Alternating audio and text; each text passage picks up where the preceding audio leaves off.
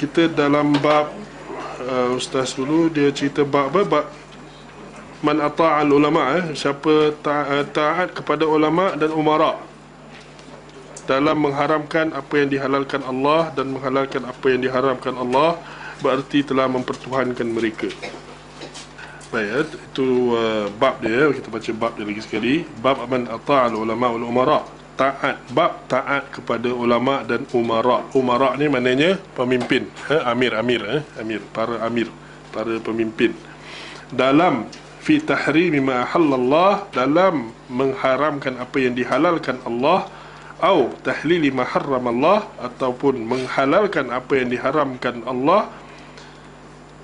Faqad ittakhadhahum arbaba min dunillah, maka itu berarti mereka telah mempertuhankan mereka. Dah mempertuhankan mereka. Mereka tu siapa? Ulama dan umara tadi. Ini nak bagi tahu tentang apa? The bab is about apa dia? It is about para ulama dan umara. Kita diminta untuk patuh pada mereka, seperti dalam ayat, mungkin saya tak ayat yang sebelum ni ada ke sebut dia?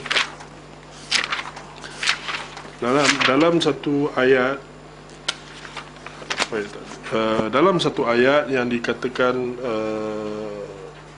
dalam surah An-Nisa, dalam surah An-Nisa ayat nombor 59, ayat nombor 59, Allah Subhanahu wa taala menyebutkan, ya ayyuhalladzina amanu, wahai orang yang beriman, atiiullah, patuhilah Allah, wa atiiur rasul, dan patuhilah ar-rasul, wa ulil amri minkum, dan orang-orang ulil amr. Ulil amr ni siapa? Kata ulama adalah para ulama dan umara, ataupun ulama dan hukama. Maknanya inilah dia, ulama dan umara, pemimpin. Ulama tu ulama. Jadi Allah suruh dalam ayat ni, kata patuhilah Allah, patuhilah Rasul, dan dalam bracket, ni kita sebut di sini, dalam bracket mesti ada biasanya, patuhilah ulama dan umara. Dua-dua ni membentuk apa yang dinamakan sebagai ulil amr ataupun ulatul amur. Jadi dalam ayat tu dia suruh kita apa? Suruh kita patuh. Lepas tu dalam bab ni pula kata, kalau patuh itu macam mana pula?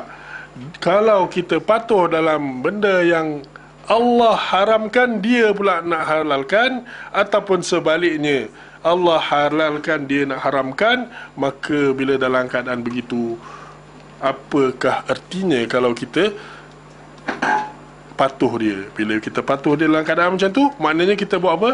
Kita jadikan dia sebagai sembahan kita. Ulama tu, kalau dia halalkan apa yang Allah haramkan, kita benarkannya, maka itu adalah sembahan kita kepada dia. Baik, kita lihat kepada riwayat-riwayat yang disebutkan di bawah ni, jadi kita boleh faham maksud dia, insya-Allah. Ibnu Abbas radhiyallahu anhu berkata, yushiku an tanzila alaikum hijaratun minas sama', hampir kalian ditimpa hujan batu dari langit. Aqulu qala Rasulullah, aku telah berkata, bersabdanya Rasulullah, tetapi kalian tetapi kalian mengatakan qala Abu Bakar wa Umar, kata Abu Bakar dan Umar. Ini maksudnya apa? Maksudnya Abdullah bin Abbas ketika itu dia ditanya pasal sesuatu. Kemudian Abdullah bin Abbas dia sebut Rasulullah SAW bersabda sekian. Dia jawab. Kemudian orang lain ni yang bertanya ni, dia masa tu ceritanya adalah cerita tentang haji, tentang haji. Jadi bila dia ditanya macam tu, dia jawabkan apa yang Rasulullah SAW sebut. Kemudiannya mereka ni kata, tapi Abu Bakar dan Umar kata lain. Dia orang kata gitu. Sebab apa? Abu Bakar dan Umar ni, satu dia adalah, mereka ni ulama. Di kalangan sahabat, Abu Bakar, Umar, Uthman, Ali, semua ni, mereka ni tonggak para sahabat. Dipanggil sebagai Al-Khulafa Ar-Rashidun Al-Mahdiyun. Jadi mereka ni tonggaknya. Dan juga di kalangan sahabat yang lain, selain daripada empat ni, ada juga di kalangan mereka yang dipanggil ulama, dan ada yang dipanggil orang biasa tapi sahabat. Sahabat secara umumnya mereka adalah ahli syurga. Ahli syurga. Tuba, kata sabda Nabi SAW, Tuba liman ra'ani wa amana bi. Tuba iaitu syurga bagi orang yang telah melihat aku dan beriman denganku. Maknanya sahabat-sahabat semua secara umumnya masuk syurga. Tapi di kalangan mereka ni ada yang dipanggil, di kalangan mereka ni yang menonjol dari segi ilmu. Jadi mereka lah ulama, menjadi tumpuan bagi orang lain. Orang lain dia nak tahu sesuatu, dia akan pergi kepada mereka ni. Dan mereka, di kalangan mereka tu adalah Abu Bakar dan Umar. Abu Bakar dan Umar ini banyak kali kalau apa-apa masalah mereka ada, mereka rujuk kepada Abu Bakar dan Umar. Rujuk kepada mereka. Jadi bila dia selalu rujuk ni, jadi dia tanya kepada, bila mereka ni bertanya dengan Abdullah bin Abbas tentang sesuatu, Abdullah bin Abbas jawab dengan hadis, dia kata tapi Abu Bakar Umar kata begini. Maknanya dekat sini ada apa? Ada perbezaan pendapat antara kata-kata Abu Bakar Umar dengan apa yang dikatakan oleh sahabat Rasulullah SAW. Maknanya benda tu berlaku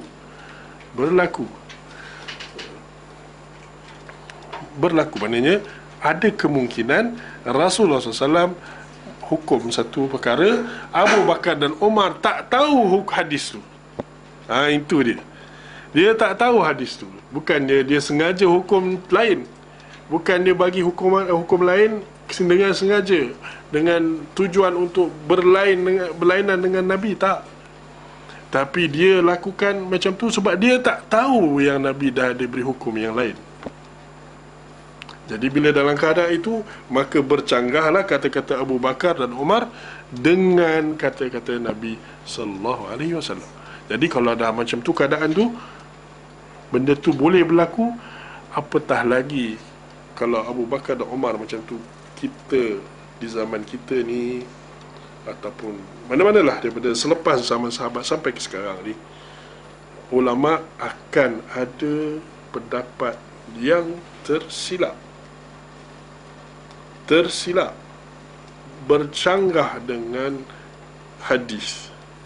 Dengan Quran kurang lah, sebab Quran semua orang tahu, hadis ni yang menjadi biasanya akan silap sebab mereka tak tahu satu atau dua hadis. Bila dalam keadaan macam tu, kita kata apa? Kita wajib taati Allah dan Rasulnya, dan bukannya kata ulama itu.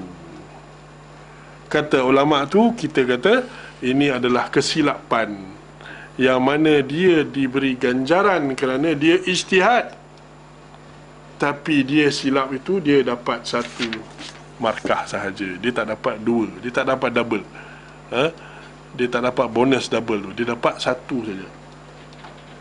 Tapi dia ulama, orang yang berkebolehan, dia mempunyai alat-alat ijtihad, maka dia boleh berijtihad, tapi bila dia tersilap, dia dapat satu je, dah dapat jawapan yang betul, dia dapat bonus satu lagi. Jadi itu ulama. Tapi yang kita dapat daripada sini, kesilapan seorang ulama itu boleh ada berlaku. Jadi bila dalam hal itu, adakah kita kena ikut ulama itu, sama ada Abu Bakar, Umar ataupun apa-apa saja yang lain namanya, ataupun kita mesti ikut Rasulullah? Kita mesti ikut Rasulullah.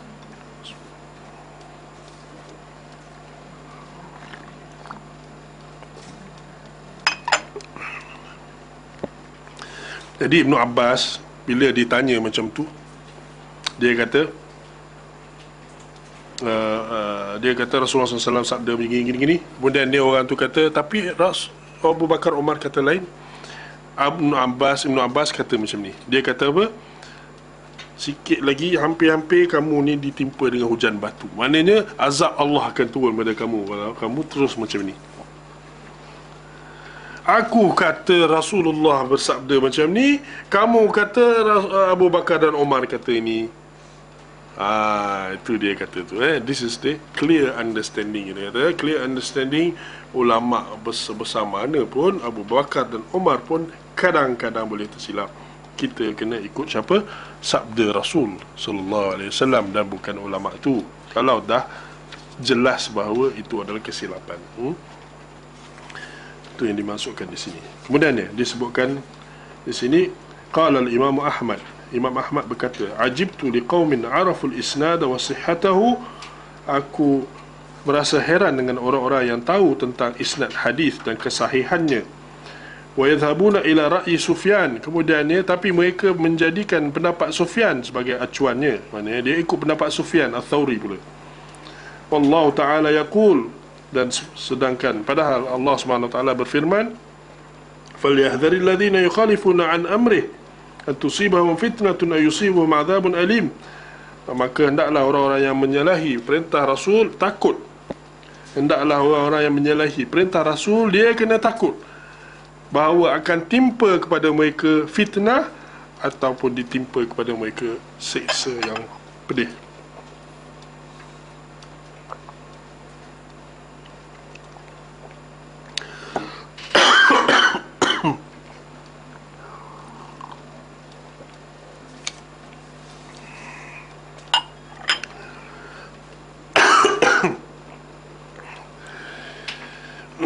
Downtime.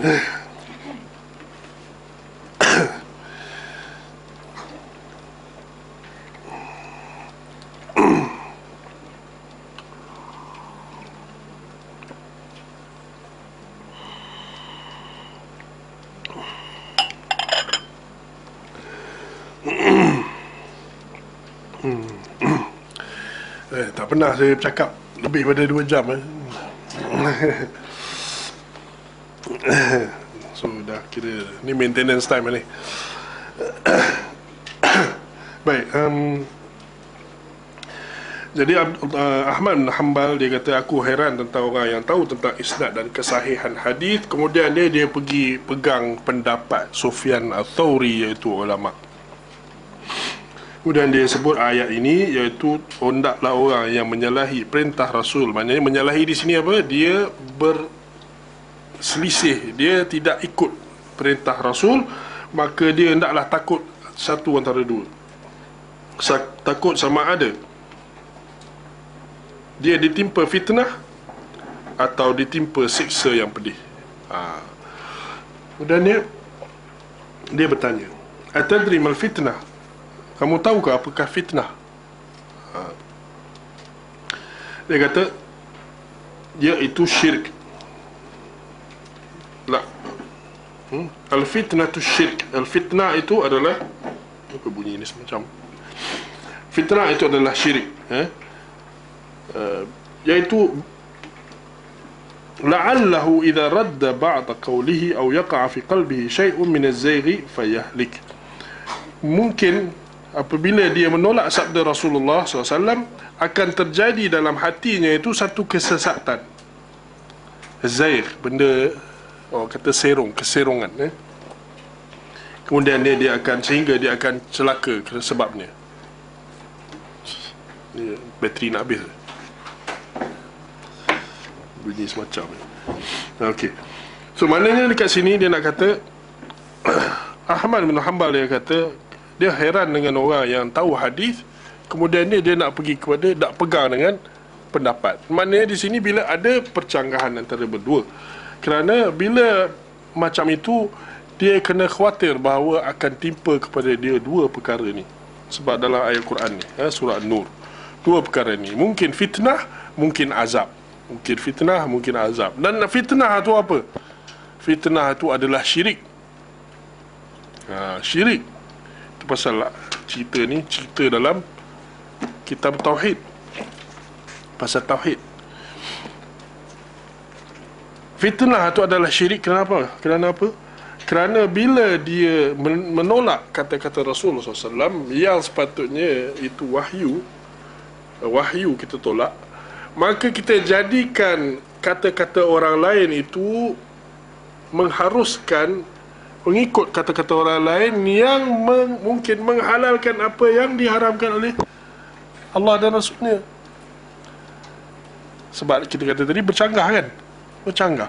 Jadi bila bercanggah, kita nak pegang juga dengan kata-kata pendapat tu, pendapat walaupun dia ulama, kita kebarangkalian di situ dah jadi syirik. Syirik yang disebutkan dalam mula-mula bab ni tadi. Bab ni tadi. Nak faham ni lebih,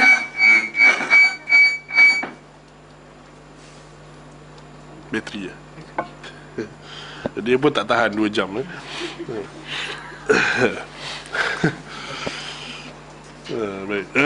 Okey, baik. Jadi nak faham ni perkara ni, kita lihat hadis yang seterusnya pula. Hadis yang seterusnya pula. Baik, diriwayatkan oleh Adi bin Hatim. An Adi bin Hatim annahu sami'a an-nabi sallallahu alaihi wasallam yaqra'u hadhihi al-ayah. Bahawa dia mendengar Rasulullah sallallahu alaihi wasallam Rasulullah SAW membaca firman Allah ini, iaitu ittakhadhu ahbarahum wa ruhbanahum arbaba min dunillah. Mereka menjadikan orang-orang alim dan rahib-rahib mereka sebagai tuhan-tuhan selain Allah. Wal Masih ibn Maryam, dan juga Al-Masih putra Maryam. Ayat ni cerita pasal apa? Cerita pasal orang-orang Kristian. Mereka telah mengambil, orang Kristian mengambil ataupun menjadikan orang-orang alim dan rahib-rahib mereka tu seperti Tuhan selain daripada Allah. Ini yang disebutkan dalam ayat. Wa ma umiru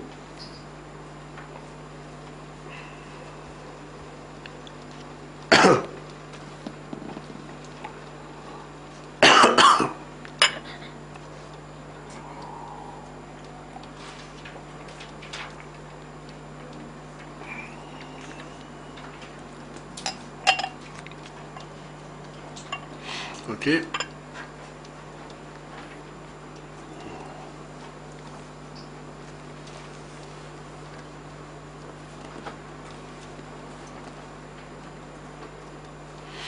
Jadi Nabi SAW baca ayat ni, kemudian dia kata Nabi SAW berkata, wa ma umiru illa liya'budu ilahan wahidan la ilaha illahu. Dan tidaklah mereka itu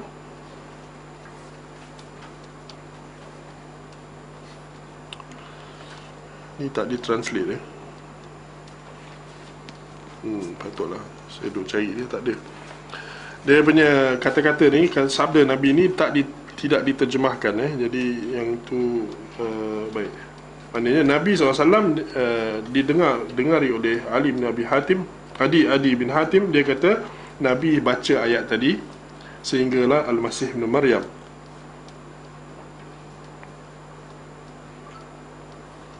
Wa ma umiru illa liya'budu ilahan wahidan, dan mereka tidak diperintah kecuali untuk beribadat kepada satu ilah sahaja. Dan la ilaha illahu, tiada Tuhan melainkan dia, subhanahu wa ma yusyrikun, maha suci dia daripada apa yang mereka syirikkan. Itu ayat dia.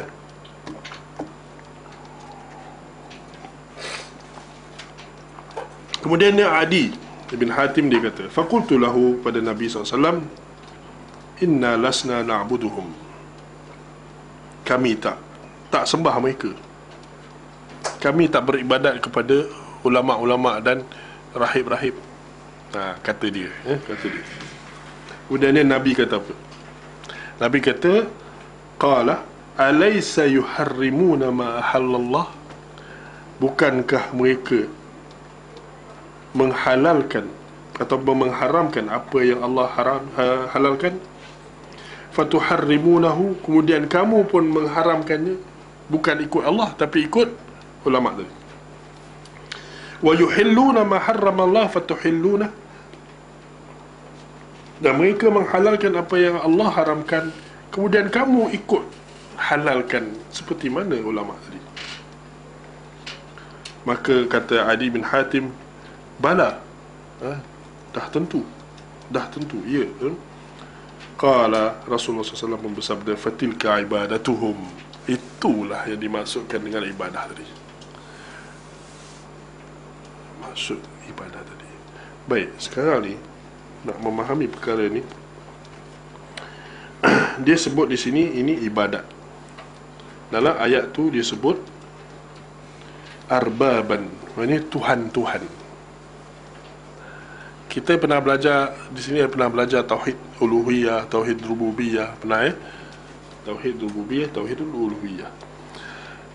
Ada perbezaan antara tauhid uluhiyah, rububiyah. Dua-dua tu ada beza. Uluhiyah maknanya tauhid ibadah. Uluhiyah tauhid ibadah. Rububiyah tauhid tentang ketuhanan Allah, bahawa Allah lah yang menjadikan, yang memberi rezeki dan selainnya, memiliki semua alam semesta ni. Jadi dua tu berbeza. Dalam ayat ni dia sebut apa? Dia sebut mereka telah menjadikan alim dan rahib-rahib ni sebagai arbab, sebagai Rabb. Maknanya apa? Tauhid rububiyah. Rububiyah. Kemudian ni dalam hujung ni dia kata itulah ibadat mereka. Tauhid uluhiyah. Macam tak kena. Dalil yang digunakan oleh Nabi tentang tauhid rububiyah, dia punya conclusion, dia punya apa ni, last point ni adalah itu ibadat. Macam mana nak faham? Macam mana nak faham? Jadi nak faham ni sebenarnya macam ni. Tauhid rububiyah adalah mentauhidkan perbuatan Allah. Tauhid uluhiyah mentauhidkan perbuatan kita. Perbuatan kita apa? Ibadat. Perbuatan Allah, Allah menjadikan, merezekikan dan juga menjadikan sesuatu itu halal dan haram. Kan? Itu adalah tauhid rububiyah. Maknanya Rabb, sifat Rabb itu iaitu Allah lah yang berhak menghalalkan, mengharamkan, memberi rezeki dan apa semua itu hak Allah. Jadi bila dia kata kamu dah, mereka dah menjadikan selain daripada Allah itu sebagai arbab, sebagai Rabb, maknanya apa? Dia dah bagi hak Rabb tu kepada selain daripada Allah, kepada rahib-rahib dia, kepada ulama dia. Dan apakah hak-hak Rabb tu yang diberikan kepada mereka tu? Iaitu hak menghalalkan dan hak mengharamkan. Itu yang diberikan. Jadi bila dalam ayat ni kita kena faham macam tu, iaitu mereka dah jadikan rahib dan ulama mereka tu sebagai Tuhan, iaitu sebagai Rabb. Dari segi maksud apa? Maksudnya adalah hak Rabb tu dah diberikan kepada mereka. Itu yang diterangkan pula dalam hadis ni. Bukankah kamu bila mereka halalkan sesuatu dan Allah haramkan, kamu ikut ulama tu menghalalkannya, dan juga sebaliknya, kan? Kamu ikut ulama tu, jadi kamu dah beri hak itu kepada ulama dan rahib, dan bukan kepada mengekalkannya untuk Allah. Maka perbuatan kamu adalah ibadat. Itu tauhid uluhiyah. Perbuatan kamu adalah ibadat, tapi akidah kamu adalah akidah silap, iaitu tauhid rububiyah, iaitu memberikan hak menghalalkan dan mengharamkan kepada selain daripada Allah. Jadi dua-dua tu, tauhid uluhiyah dan rububiyah, termasuk dalam kefahaman nak memahami ayat ni tadi. Faham tak? Itu mungkin takut terlalu apa, ada soalan tak yang pasal tu? Saya takut silap faham. Nah, perbuatan kamu adalah perbuatan manusia yang membenarkan orang bukan Allah, membenarkan orang manusia menghalalkan apa yang Allah haramkan dan mengharamkan apa yang Allah halalkan. Perbuatan itu adalah ibadat kepada dia. Kita membenarkan, ikut dia, kita ibadat dia, jadikan dia Tuhan. Tapi akidah ini adalah akidah rosak dalam dari segi tauhid rububiyah. Sebab apa? Hak Rabb, hak ketuhanan sebagai Rabb ni adalah salah satunya adalah menghalalkan dan mengharamkan. Itu hak Allah. Jadi bila dia bagikan benda tu, membenarkan dia untuk makhluk, maka di situ salah dari segi tauhid Rabb rububiyah tadi. rububiyah tu salah, dan perbuatan saya menghalalkannya seperti mana ulama. Contohnya ulama tu kita ikut, maka itu dah jadi ibadat kepada mereka dalam hal ini.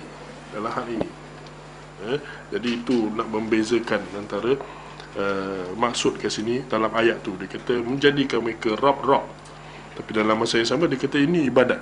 Kat mana datang ibadat ni? Kan? Mana datang ibadat ni maksudnya.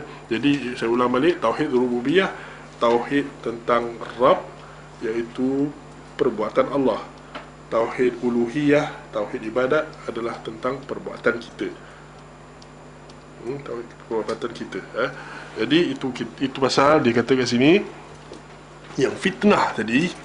Kita balik semula kepada kata-kata 6. Saya faham yang bab tauhid rububiyah tu. Yang macam mana yang dia telah define tauhid uluhiyah. Define tu kan dia kata. Dia kata kat situ kan, dia kata inilah ibadat kamu kepada mereka. Dia kata kan, dia adalah sentence tu, maknanya kat sini you have you dah beribadat kepada, menyembah kepada rahib tadi. Padahal dia bukan sembahan. Dia bukan sembahan yang kita faham tu. Sujud ke, solat kepada mereka ke, berdoa ke, tidak. Bukan itu. Hanya perbuatan dia ikut dan beriktikad seperti mana yang disuruh oleh ulama tu. Sedangkan ia ni bercanggah dengan Allah. Bila kita ikut tu, itu perbuatan kita tu, itu kira ibadat. Tapi akidah itu kira itu dalam akidah tauhid rububiyah masalah dia tu. Sebab itu hak Allah dalam kerububiahan, dalam rububiyah Allah tu. Itu hak dia. Halalkan, mengharamkan, itu hak dia. Ayat Al-Quran, inil hukmu illa lillah. Hukum, menghukum, menyentakkan hukum tu hanya untuk Allah sahaja dalam Quran. Man lam yahkum bima anzalallah fa ulaikumul kafirun. Siapa yang tak berhukum dengan hukuman Allah, maka dia orang kafir. Dalam ayat kan. Jadi kat situ maknanya apa? Hukuman undang-undang apa ke, itu sebenarnya hak Allah. Hak Allah. Jadi dalam hal ini, bila kita membenarkan perbuatan kita itu adalah ibadat kepada ulama tadi, rahib tadi. Jadi itu yang dimaksudkan kat sini. Jadi kita kata, bila kata perbuatan dia tu adalah ibadat kepada itu, maka dia jadi apa? Mengalihkan ibadat kepada makhluk. Mengalihkan ibadat daripada Al-Khaliq, daripada Allah kepada makhluk. Bila dia alihkan macam itu, dia jadi apa? Jadi syirik. Jadi balik semula kepada kata-kata Imam Ahmad tadi. Imam Ahmad tadi dia kata dia pelik orang yang tahu hadis isnad dan apa semua, kesahihan hadis, tapi dia pakai ikut pendapat ulama. Dia kata sebab apa? Sebab Allah ancam dengan ini, dua perkara ni, ditimpa fitnah ataupun ditimpa azab yang pedih. Jadi azab yang pedih kita tahulah, azab sama ada dia di akhirat lah, kita di akhirat ataupun mungkin di dunia. Tapi fitnah tu apa maksudnya? Fitnah ni maksud dia syirik, dia kata. Dia kata syirik. Syirik. Jadi syirik tu samalah dengan apa yang disebutkan dalam hadis yang seterusnya tadi.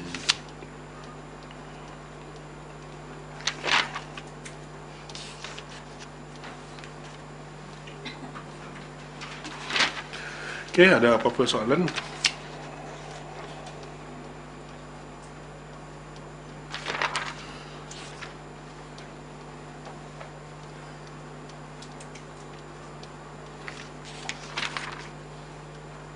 Ada soal jawab biasa lepas kelas? Okay. 6. fitnah ni ada banyak makna lah. Ada yang ayat Quran kata jangan jadi anak dan harta kamu fitnah. Jadi yang fitnah dalam konteks tu lalai lah, lawa. Dia fitnah maknanya ujian, ujian. Maknanya dia menguji kita, sama ada kita nak ikut kehendak orang yang kita sayangi ke atau nak ikut kehendak Allah. Jadi bila benda orang yang disayangi itu melawan ataupun bukan sengaja melawan, dia minta benda yang tak betul, tak kena, dan kita tahu Allah larang, Maka bila kita duk sayang dia sangat sampaikan kita duk ikut dia, apa saja ikut, padahal kita tahu dia salah. Maka di situ fitnah lah. Fitnah. Kadang-kadang tu bukan ialah benda tak clear haram pun, kadang-kadang benda contohnya orang jiran sebelah dah beli kereta baru, kita pun tak ada duit cukup makan, lepas tu kata dia orang ada kereta baru, nak buat macam mana, belilah kereta baru tu, Almira baru keluar tu, kata contohnya. Allah, macam mana ni, tak ada duit ni, kita ambil loan lah.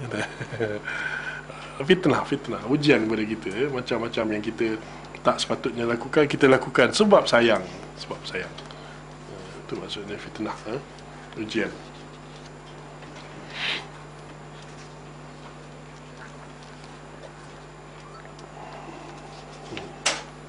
Soalan lain?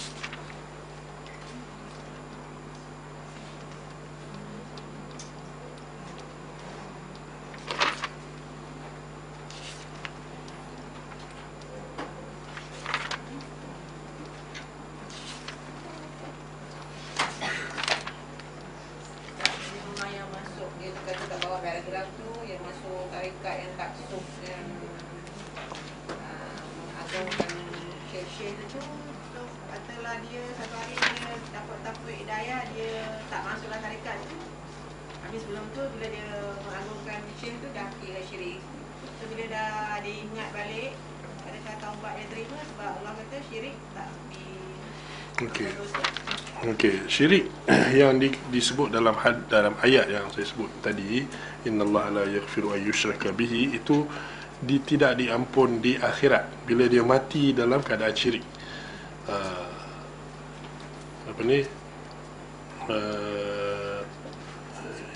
Ayat-ayat dalam ayat lain Allah kata innallaha yaghfiru dzunuba jami'a, Allah ampunkan semua dosa Allah ampunkan semua. Jadi macam mana, ada pecahangan ke tidak? Tak ada. Orang yang mati dalam syirik baru tak diampunkan syirik tu. Sebab apa? Sebab jannah, paradise ataupun syurga adalah tempat yang tempat suci, tempat bersih, tempat yang tak ada kekotoran, tak ada kejelekan, tiada apa-apa sajalah, nothing yang kita boleh terfikir benda yang tak elok ada dalam paradise. So kalau orang yang ada syirik ni, dan syirik ni dosa yang mana Allah kata dia takkan bersihkan orang tu daripadanya. Syirik tu bila selagi dia ada pada orang tu, dia tak boleh nak masuk dalam syurga tu, sebab itu bukan tempatnya untuk orang yang masih ada terlekat padanya noda-noda dosa. Jadi bila dosa yang lain-lain tu diampunkan, syirik tak diampunkan, maka tersekatlah dia tak boleh nak masuk ke dalam syurga, tak lepas. Sebab bukan tempat untuk orang yang mempunyai kekotoran. Innamal musyrikuna najis, sesungguhnya orang musyrikin ni adalah najis. Musyrikin najis kenapa? Kerana najis akidah dia tu. Najis akidah dia tu. Jadi orang yang akidah dia syirik, maka dia tak boleh nak masuk dalam syurga selagi dia mati dalam keadaan itu. Tapi kalau dia dah taubat, orang masuk Islam tu pun kira taubat. Dia dah kembali kepada Allah, dia dah buangkan akidah syirik dia, kemudian dia peluk tauhid, maka dalam keadaan itu dia bersih daripada dosa syirik apa-apa pun, maka dia berhak untuk masuk syurga. Jadi itu yang itu kefahaman yang patut kita ada lah. The authority among like the halal, sijil halal, the sijil halal, so many conditions, like the dapur dia mesti ni dan only diissuekan halal sijil. Is that applicable to this, like some things that Allah never diharamkan, they all say, oh, this you have to meet so many conditions Okay. that Allah did not set the condition. Okay, you must understand. You must understand laws of the government, laws of the rules, which are set by the government or by whoever lah, or people of authority. People of authority, they have the authority to actually set certain guidelines, certain rules. Tujuannya untuk apa? Untuk safeguard the ummah. Safeguard the ummah.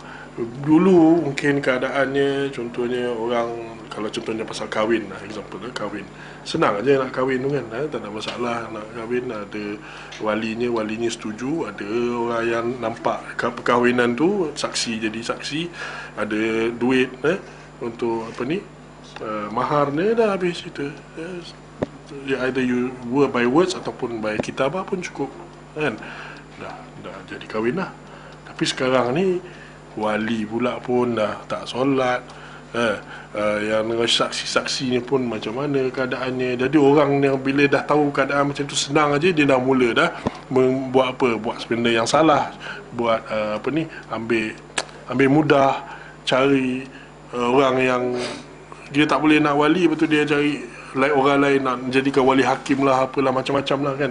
So dia dah jadi macam apa, so easy, and then it becomes people tertindas dengan perkara ni. Jadi maka they set up rules so that people are not apa dipanggil, tertipu, terlalu mudah, yang mana kemudahan itu menyebabkan orang lain tertindas. Jadi they set up these rules. Super juga macam dalam keadaan halal-halal ni.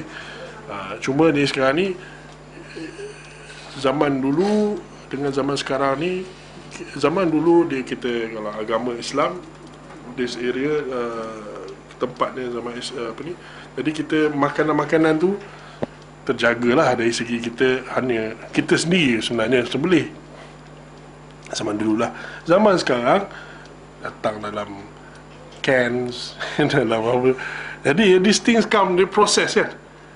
Is there a way that we can tell these things, adakah halal ke tak halal ke, siapa yang sembelih ke apa, kita tak tahu. Zaman dulu, yes, tengok zaman Piramli tu kan, macam mana, jom kita makan ayam, makan ayam, kurma ayam nak masak. So dia buat macam mana, kita beli ayam dulu, dia kata kan, beli ayam. Lepas tu dia sampai ke rumah ni, dia berkata apa, ni tolong siapa kawan ni, jiran ni, tolong sembelihkan. Siapa yang sembelih, dia tahu siapa, orang Islam, dia akan sembelihkan. Clear. Zaman sekarang agak-agak kita pegang pisau nak sembelih pun letak lah kan, macam tu kan. Kita kan, macam mana keadaan macam tu. Jadi kita tak makan lah, tak, kita ada tuna dan apa tu, ayam brand punya apa, kari lah, apa macam-macam kan. Nak tahu ini halal ke tak halal, there's no way to tell unless someone help. Dekat sini, that's why orang yang berkuasa tu, dia ambil inisiatif untuk permudahkan untuk orang Islam. Dia ambil inisiatif to go to those places to check whether it's halal or not, and then certify it. So that's why they have rules. This is all kita kata benda dunia, benda dunia. Antum a'lamu bi umuri dunyakum, itu you know more about your worldly matters. Jadi jangan salah faham lah, ini bukan benda dari segi kata dia orang ni menghalalkan apa yang haram, apa menyusahkan ke apa, itu bukan, itu bukan. Itu dari segi pentadbiran sahaja. Jadi saya rasa sampai situ je, insyaAllah ada kelas lain lepas ni. Sallallahu ala nabiyina Muhammad wa ala alihi wa sahbihi ajma'in. Alhamdulillah rabbil alamin. Subhanakallahumma wa bihamdika asyhadu an la ilaha illa anta astaghfiruka wa atubu ilaik. Assalamualaikum warahmatullahi wabarakatuh.